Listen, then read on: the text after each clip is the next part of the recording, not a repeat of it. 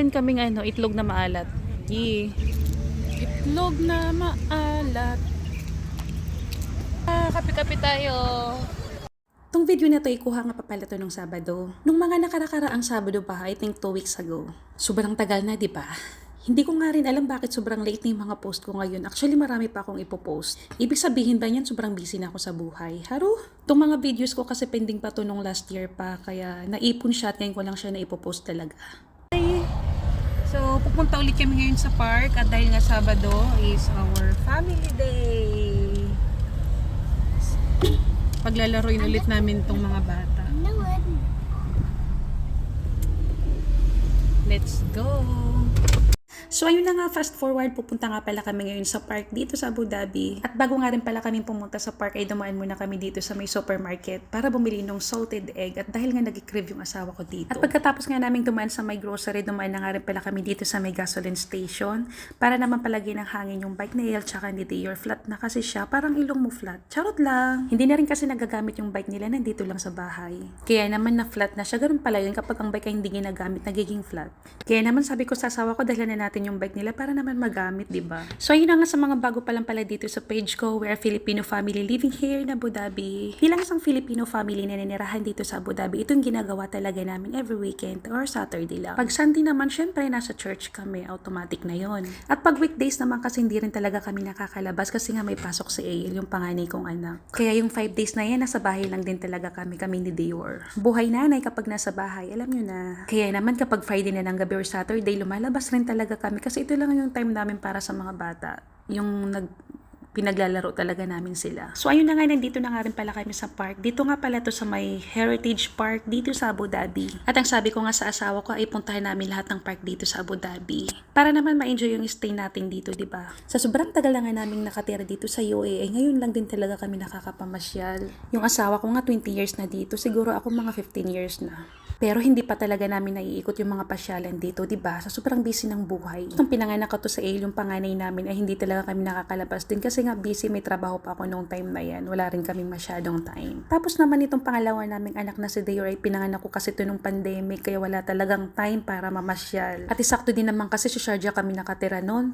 Tapos yung asawa ko naman that time sa Abu Dhabi na siya nagtatrabaho kaya sobrang hirap na talaga nung oras niya, nung oras na siya nakakauwi ng bahay. Yung sobrang pagod na talaga siya araw-araw dahil sa biyahe. Kaya talaga naman wala na talaga kaming time nun lumabas or mamasyal, grabe talaga. At isa pa dun, sobrang hirap din talaga ng buhay namin dati. Hindi pa namin kayang maka-afford na kumain sa labas. Or kahit mamasyal man lang na may bayad. Kaya sobrang tipid talaga kami nun. Tapos ayun na nga, dumating na nga yung araw na napagod na yung asawa ko sa biyahe araw-araw. At hindi ko nga rin ma-imagine paano niya nagagawa yun, yung araw-araw nagbibiyahe. Tapos almost 3 hours yung travel time. Grabe, kakaawa yung asawa ko, no? Kaya naman naisipan na rin talaga naming lumipat dito sa Abu Dhabi at required na rin kasi sila ng company na dito na kami tumira. At naaawa na rin kasi ako sa asawa ko pag nakikita ko siya na sobrang pagod na rin talaga. Akalain nyo ba naman yun, nung nandun pa kami sa Sharjah, dumarating siya sa bahay ng mga last 10 na ng gabi, kumakain na lang siya tapos natutulog. Pagkatapos nang gigising ulit siya ng mga 4 AM para mag-travel papuntang Abu Dhabi. Ganun yung buhay niya araw-araw, grabe. Kaya ayun, naisipan na rin talaga naming lumipat dito at i-let go na yung Sharjah at kalimutan na yung mga nakaraan. Charot, may hugot. Nung una kasi parang sobrang hirap talaga i-let go yung Sharjah kasi nga doon na kami nasanay, doon na kami tumira, doon na kami bumuo ng pamilya. Pero what to do, may plano kasi talaga ang Panginoon na mapunta kami dito sa Abu Dhabi at nandito rin kasi yung trabaho ng asawa ko. Kaya naman sobrang nagpapasalamat na lang din talaga kami sa Panginoon sapagkat siya yung naglalaan ng aming mga pangangailangan at binago niya rin talaga yung buhay namin after all those years na puro pagsubok yung dumaan sa amin. Pero gano'n naman talagang buhay. Minsan nasa taas, minsan nasa mababa. Pero wag lang tayong panghinaan ng loob na lagi lang tayong nasa baba. Darating din yung panahon na magiging okay rin yung mga kalagayan natin. Magiging okay yung buhay natin. At syempre, lagi tayong mag-pray at ipanalangin talaga natin sa Panginoon yung mga hiling natin sa buhay, yung mga pangangailangan natin para lagi tayong samahan, di ba? Kaya mapapa-thank you Lord na lang din talaga tayo, meron man o wala man. Lagi tayong magpasalamat sa Panginoon. God is good all the time. At parang napahaba na naman yung kwento ko dito, no? At nung nakalipat na nga rin pala kami dito sa Abu Dhabi, grabe, sobrang lapit naman na yung trabaho niya dito sa sa bahay. Kaya sobrang happy talaga ng hubby ko dito. Siguro mga 10 minutes travel lang talaga. Nakikita ko nga rin kapag sumisilip ako dito sa bintana, nakikita ko abot pa rin ng pananaw ko yung company nila. O diba? Saan ka pa? Kaya yung dating buhay namin sa Sharjah na umalis siya ng mga 4 a.m. doon sa bahay namin papuntang Abu Dhabi ay napalitan naman ng saya na ngayon. Unlike naman na ngayon na nandito kami sa Abu Dhabi, gumigising na siya dito ng mga 6 a.m. tapos umalis siya dito sa bahay ng mga 7 a.m. Kasi ngayong pasok niya is 8. Tapos naman kapag uwi ay na nung nasa Sharjah pa kami, nakakauwi siya sa bahay ng mga 10 p.m. Tapos ngayon dito naman sa Abu Dhabi, nakakauwi siya dito ng mga 5 p.m. Maaga, diba? Kaya naging relax na rin talaga siya. Kaya after how many years na pagta-travel niya na ganito yung sitwasyon namin ng buhay namin, ay napalitan naman na ngayon ng medyo magaan na at masayang buhay. Dahil nga malapit na sa trabaho niya, kaya naging magaan sa amin ang lahat. Naging magaan pati lumabas. Eksakto naman, malapit lang yung mga palaruan dito sa Abu Dhabi. Tapos may sasakyan din naman kami. Ngayon lang namin na-enjoy rin talaga yung mga ganitong labas-labas. Kaya naman yung mga nagbabash dyan, yung mga nagko-comment, bakit daw parang lagi kaming nasa labas. Ngayon lang din talaga namin na-enjoy. Kaya intindihan nyo na lang kami, please. Kasi nakakaawa rin yung sarili namin. Sobrang tinagal-tagal namin dito. Hindi man lang kami nakakapamasyal sa mga pasyalan dito. Mas mainam pa yung mga nagpupunta dito para mamasyal na papasyalan na talaga nila. Pero kaming mga nakatara dito, hindi pa rin talaga namin napapasyalan. Diba? Saan ka pa? Marami rin kasing nagko-comment sa amin na panilabas daw kami.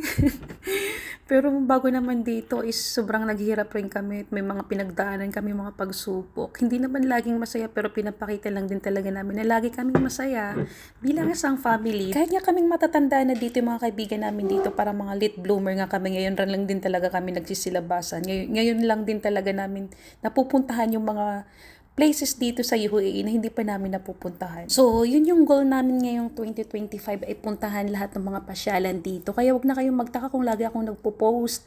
Syempre, part na to ng buhay ko kasi nga ako yung tao na mahilig mag-document ng buhay. Kasi nga, para sa akin, kapag nagsitandaan na tayo, ito na lang yung alaalang matitira sa atin, ay yung memories. Diba? Ang arte. Ganun kasi akong tao, ganun kalaga sa akin yung mga pinupuntahan namin, kaya lagi akong nagpipicture, lagi akong nagvi-video. Kasi nga ito na lang pwede nating tingnan pagdating ng araw, kapag sa oras ng mga nagkakalimutan na tayo. Ito na lang mga pwede nating tingnan. Kapag wala na tayong mga picture, wala na tayong makikita, wala na tayong maikukwento or ipapakita, diba? Ganun. Kaya sabi nga nila, cherish every moment of your life. Charot, English yun. At sobrang haba na nga rin pala na naman yung naikwento ko. Fast forward, nandito na nga rin pala kami sa park. Syempre kanina pa nakita nyo na, diba? So, ayan, nagkape nga rin pala muna kami dito. At may baon nga rin pala kaming dala. Ang baon nga pala namin is fried chicken. Tapos yung salted egg at coffee, hindi rin yan mawawala sa atin. At syempre, sobrang nag-i-enjoy na nga rin pala sa El tsaka si Dior dito. Ito nga yung gusto ko sa kanila, yung na-expo sila sa mga ganitong palaruan. Kesa naman puro gadgets yung hawak nila sa bahay. Kaya gusto ko talaga kapag weekend, linalabas na lang sila imbis na mag-cellphone. At iba rin kasi yung na-experience talaga nila yung naglalaro sa labas. Kasi nga dati tayo sa Pilipinas, diba? Kaya ito yung gusto kong ipa-experience din sa kanila, yung na-expose rin sila sa mga buhangin, sa mga palaruan talaga, yung nagagalaw rin talaga na yung mga katawan nila. Iba rin kasi yung mga ganun. Lumalakas rin yung katawan kapag na-exercise din yung katawan nila sa paglalaro. Kasi alam nyo ba dito sa abroad, ang mga bata talaga, hindi talaga sila masyadong nailalabas. Kasi nga ang mga magulang ay masyadong busy sa trabaho, busy sa mga part-time, lalo na kung sobrang hirap talaga ng buhay dito. Minsan lang din talaga sila mailabas. Nasa bahay lang din talaga. At saka enjoy na lang din talaga natin yung mga moments, yung panahon na bata pa sila na nakikipaglaro pa sila sa atin, kasi darating talaga yung araw na lalaki na sila at hindi na nila hanapin yung makipagbanding sa magulang. Darating din talaga sila sa ganung time. Kasi nga tayo naging ganun rin talaga tayo, di ba? Nung nagsitandaan na tayo, parang wala na rin talaga tayong masyadong time sa mga magulang natin. Kaya ini-enjoy ko rin talaga yung moment na kasama sila ng ganito, maliliit pa sila. Masaya rin naman kasi kapag kasama sila yung nilalaro mo, tapos nakikita mong happy sila, nagiging happy na rin talaga tayo. At ito rin kasi yung magiging dala-dala nilang alaala kapag lumaki na sila. Gusto ko rin kasi kapag lumaki na sila, ay madala nila yung ganito, yung masayang family. Para naman happy din sila.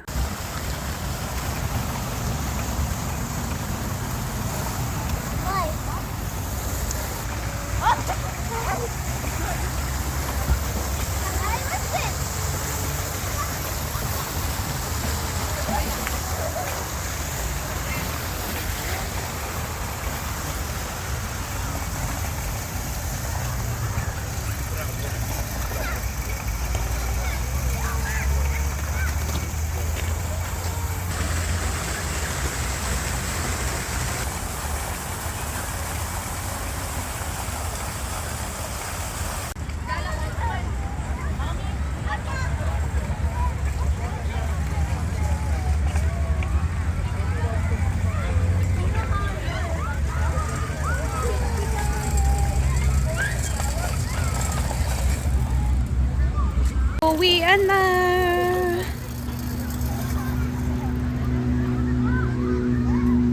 Gabi na, ginabi na kami dito.